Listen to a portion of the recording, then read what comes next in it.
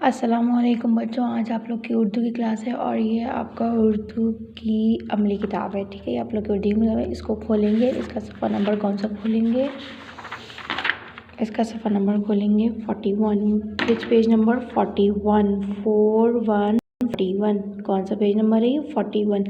سب سے پہلے یہاں تاریخ ڈالیں گے. کیا تاریخ ہے آج؟ 25 تاریخ پہلا مہینہ 2021. کیا تاریخ ہے؟ 25 تاریخ پہلا مہینہ 2021. دن کون سا ہے؟ پیر.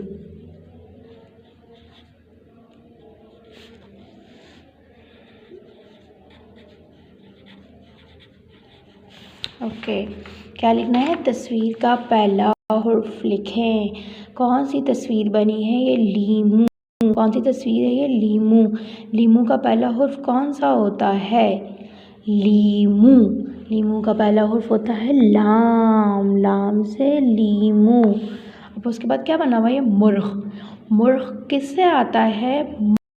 یاد کریں کس سے آتا ہے؟ میم سے. میم سے مرغ.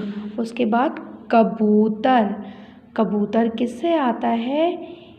کبوتر ایک مرکز والے کاف سے. کبوتر.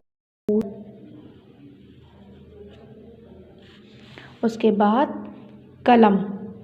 قلم. قلم کس سے آتا ہے؟ دو نقطوں والے کاف سے. کس سے آتا ہے؟